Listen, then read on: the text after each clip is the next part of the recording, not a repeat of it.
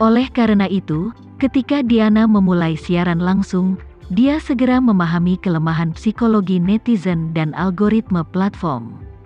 Jumlah penggemar meningkat, dan efek retensi penggemar sangat baik. Dan uang asli Diana jauh lebih banyak dari yang diduga Rika dan Tama. Karena dia menjual dengan buruk dan menjual terlalu buruk, barang yang dia jual berbeda dari yang lainnya.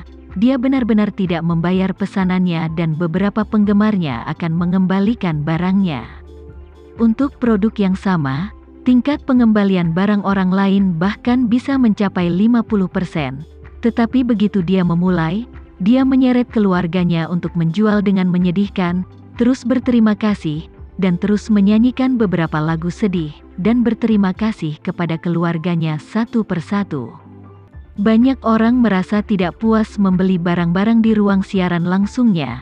Tetapi ketika mereka memikirkan betapa sulitnya wanita ini, putra dan suaminya lumpuh di tempat tidur dan dia harus buang air besar, dan ada seorang wanita tua di rumah yang sepertinya dia tidak akan hidup selama beberapa tahun untuk diurus, dia pikir uang itu adalah perbuatan baik.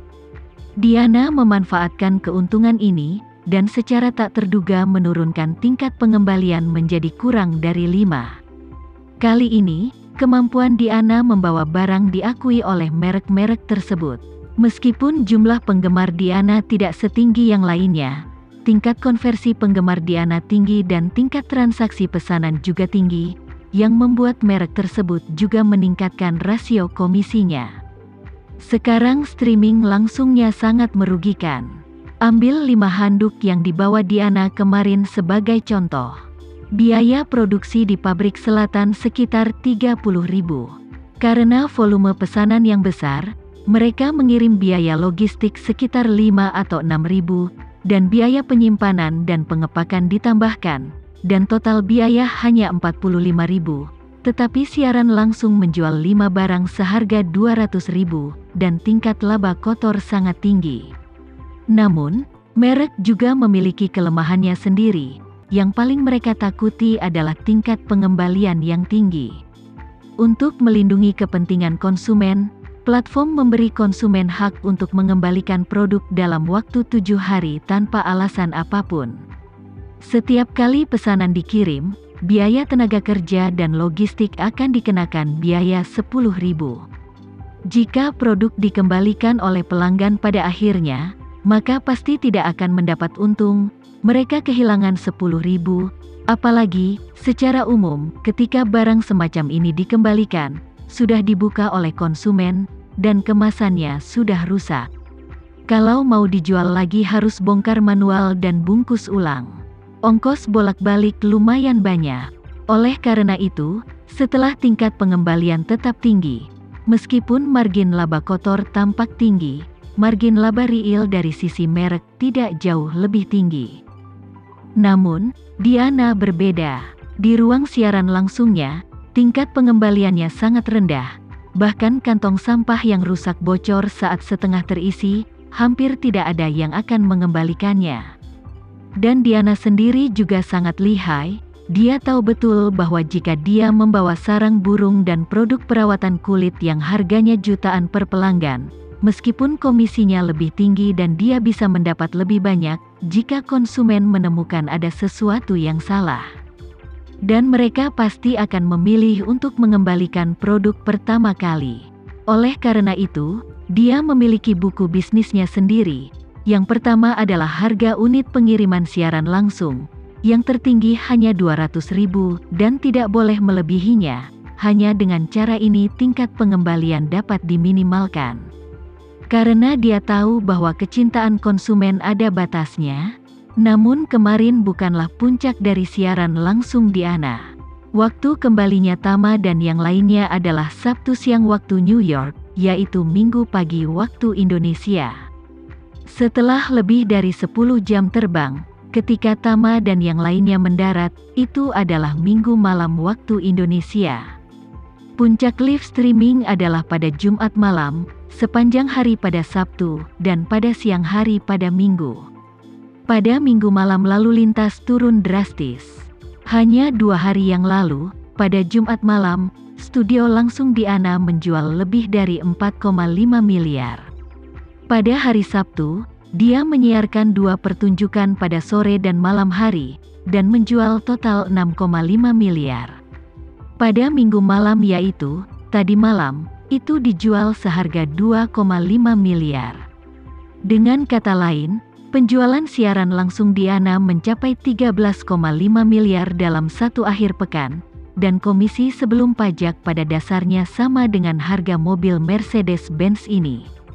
Diana berani memesan Rolls-Royce Cullinan hanya karena dia menghasilkan uang begitu cepat. Lagi pula, dia hanya perlu membayar 2 miliar di muka untuk memesan mobil. Setelah 1 bulan, harga penuh Cullinan ini akan dia dapatkan.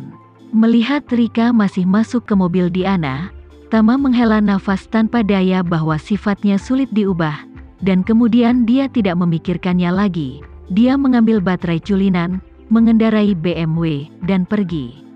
Setelah itu, Tama menelepon Claudia dan memintanya untuk menunggunya di rumah baru yang disiapkan oleh Devano untuknya dan Bibi Ratih. Tama pergi ke sana hari ini, dan menyelesaikan aplikasi penerimaan Claudia. Devano telah berkultivasi di Jakarta selama bertahun-tahun dan juga juru bicara keluarga Renza.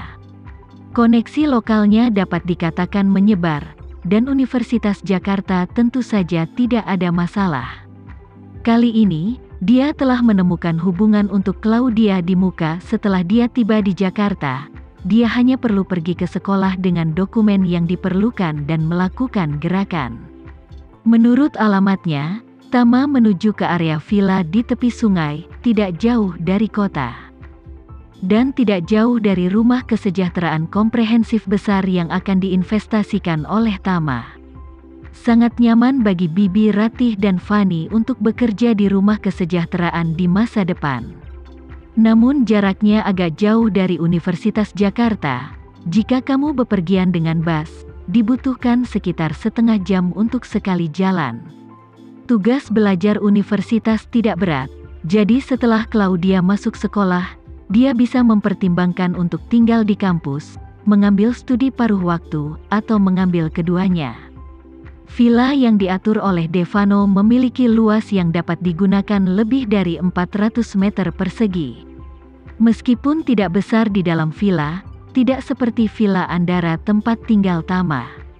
Itu dibagi menjadi 3 lantai di atas tanah dan 2 lantai bawah tanah. Rumah di kawasan villa ini, semuanya berada di atas tanah, sehingga tingkat pemanfaatan kawasan tersebut sangat tinggi. Apalagi rumah ini dikembangkan oleh teman pengembang lokal hardcover Devano. Devano mengetahui kualitas konstruksi dan dekorasi rumah, sehingga dia merasa lebih nyaman saat membeli rumah di sini. Tama memarkir mobil di pintu masuk villa, dan begitu dia keluar dari mobil, Fani melambai ke Tama di halaman. "Kak Tama?" Setelah selesai berbicara, dia datang untuk membantu Tama membuka pintu halaman dengan ekspresi terkejut. Melihat dia sepertinya berurusan dengan tanaman hijau di halaman, Tama bertanya sambil tersenyum, "Mengapa kamu bangun pagi-pagi sekali untuk membersihkan halaman?"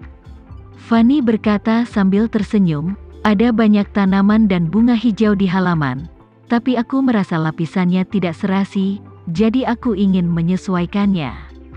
Tama bertanya padanya, "Di mana Bibi Ratih?" "Pergi berbelanja." Fani berkata, "Ada supermarket besar tidak jauh dari komunitas, dan ada berbagai macam kebutuhan sehari-hari di rumah, jadi Bibi Ratih ingin membeli sesuatu." Tama mengangguk dan bertanya, "Di mana Claudia?" Fani tersenyum, dan berkata dengan suara rendah, "Dia merias wajah, dia sepertinya ingin pergi ke sekolah, dia berbicara denganku sepanjang pagi." Begitu Fani selesai berbicara, Claudia, yang merupakan campuran timur dan barat, membuka pintu dan keluar. Claudia hari ini sangat muda dan cantik, mengenakan t-shirt putih bersih, dipasangkan dengan rok midi kotak-kotak abu-abu muda, dan 2 kepang emas halus di kiri dan kanan. Dia terlihat sangat cerah dan lincah, tidak seperti sepanjang hari sebelumnya, dibandingkan dengan gadis kecil tanpa ekspresi, pahit dan getir. dia adalah orang yang sama sekali berbeda. Melihat Tama di pintu, dia berkata dengan tersentak-sentak, "Kak Tama, kamu di sini." Fanny melihat Claudia yang berpakaian bagus, dan berseru, "Mengapa kamu pergi ke sekolah? Aku khawatir kamu kembali akan debut dalam grup. Atau aku pikir kamu akan berhenti sekolah tahun ini dan pergi ke pertunjukan bakat domestik dulu. Mungkin kamu akan populer. Bagaimana aku bisa membentuk grup sendiri? Bagaimana kalau kita berdua?"